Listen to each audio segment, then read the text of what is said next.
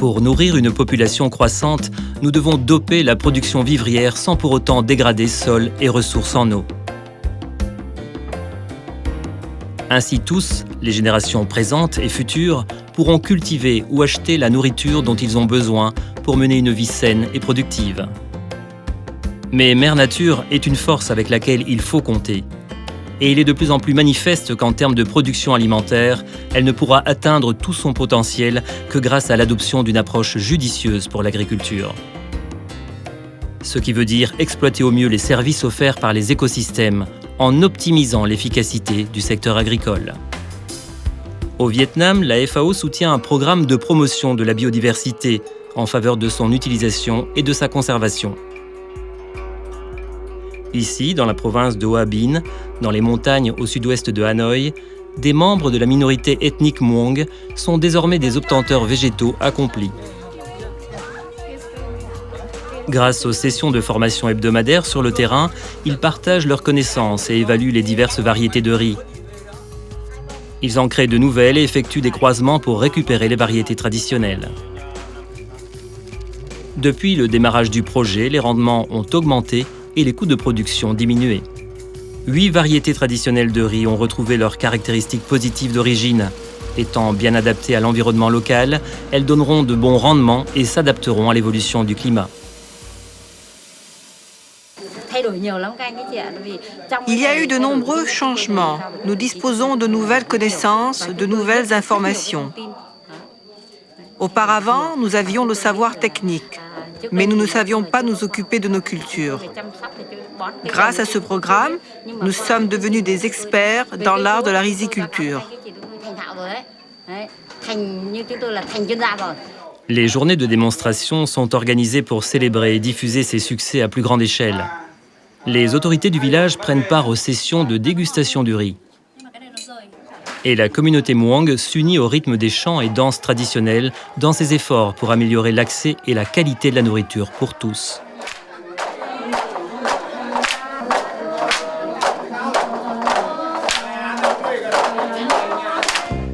Au Sénégal, la communauté est tout aussi fondamentale pour le programme régional de gestion intégrée de la production et de la lutte contre les ravageurs en Afrique de l'Ouest. Les écoles pratiques d'agriculture enseignent aux paysans comment l'utilisation de semences, engrais et pesticides peut soit compléter, soit neutraliser les processus biologiques. Elles servent également à améliorer les capacités en commercialisation, économie et diversification des cultures. Un objectif primordial consiste à réduire le recours aux pesticides chimiques toxiques. L'introduction de pesticides naturels à base de plantes disponibles sur place fait toute la différence.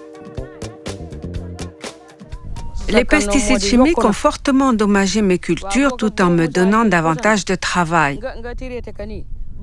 Avec le nouveau pesticide, il suffit de l'appliquer, il n'y a rien d'autre à faire et je peux vendre toute ma production. J'ai pu constater les avantages pour moi-même et ma famille. Le pesticide chimique m'a rendu malade, alors que je n'ai pas de problème avec celui-ci. Le produit chimique était un vrai poison.